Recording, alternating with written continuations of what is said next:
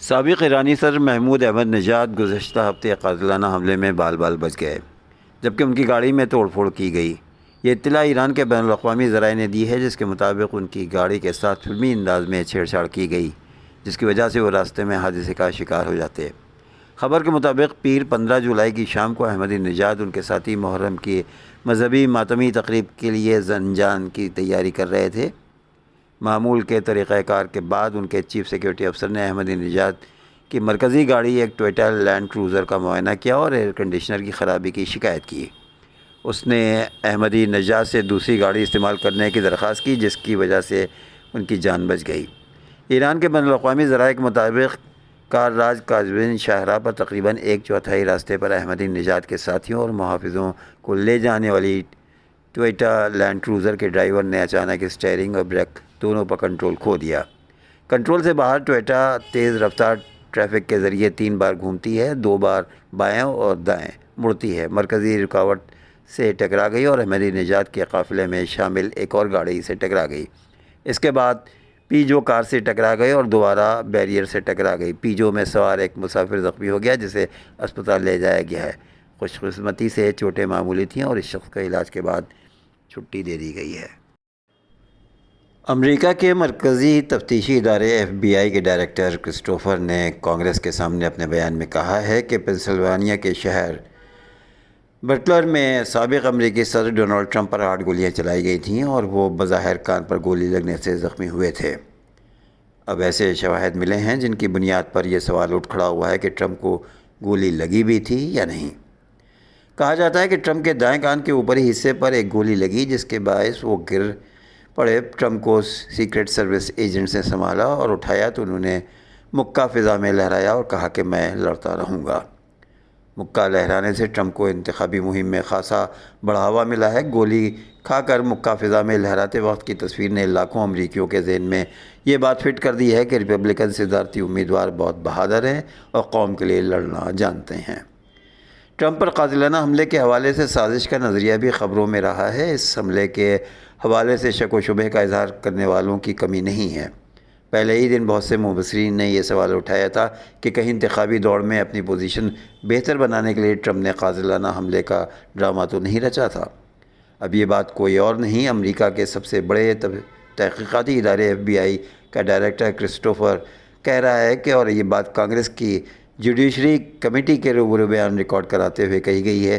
اگر کرسٹوفر کی بات درست ثابت ہو تو یہ ثابت ہو جائے گا کہ ٹرمپ کو گولی لگی ہی نہیں تھی، تو امریکہ کی انتخابی دوڑ میں بہت کچھ بدل جائے گا۔ برطانوی اخبار ڈیلی میل کی ایک رپورٹ کے مطابق کرسٹوفر کو پورا یقین نہیں کہ ٹرمپ کو گولی لگی تھی یا کوئی نوکدار چیز یا کسی گولی کا ٹکڑا۔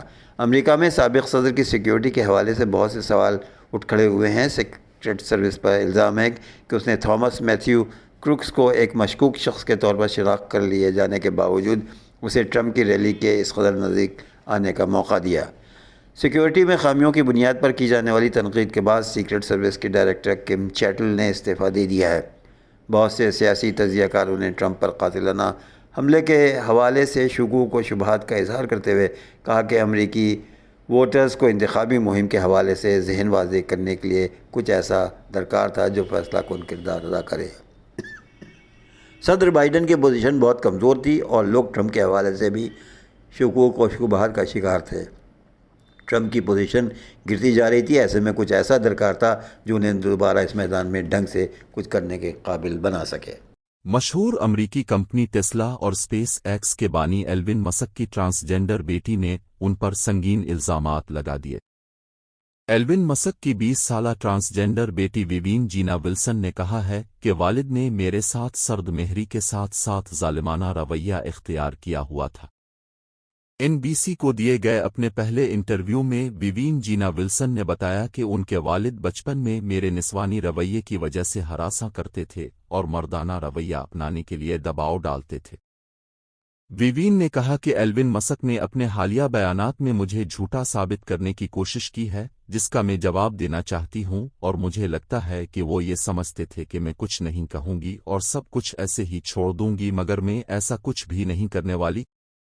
ایلون مسک نے ایک انٹرویو میں کہا تھا کہ ان کی بیٹی لڑکی نہیں ہے اور دی ووک مائنڈ وائرس نے ان کے بیٹے کو مار دیا ہے، اور انہیں ٹرانسجینڈر کے علاج کے بارے میں دھوکے میں رکھا گیا تھا۔ اس حوالے سے ویوین کا کہنا ہے کہ ایلون مسک نے ان کے علاج کی منظوری جان بوجھ کر دی تھی اور انہیں کسی نے دھوکہ نہیں دیا۔ مغربی بنگال کی وزیر اعلیٰ ممتا بنرجی نے وزیر اعلیٰ دہلی اروند کیجریوال کی اہلیہ سنیتا کیجریوال اور ان کے والدین سے ملنے ان کی رہائش گاہ پہنچی۔ آپ کے رکن پارلیمنٹ راگھو چڈھا بھی موجود تھے۔ سنیتا کیجریوال نے ان کا استقبال کیا۔ انہوں نے کیجریوال کے والدین کا آشیرواد لیا۔ میٹنگ کے بارے میں معلومات دیتے ہوئے چڈھا نے کہا کہ مغربی بنگال کی وزیر اعلیٰ ممتا بنرجی کیجریوال کی اہلیہ اور والدین سے ملاقات کے لیے وزیر اعلیٰ اروند کیجریوال کی رہائش گاہ پر پہنچی۔ وہ اروند کیجریوال کی صحت کو لے کر پریشان ہیں۔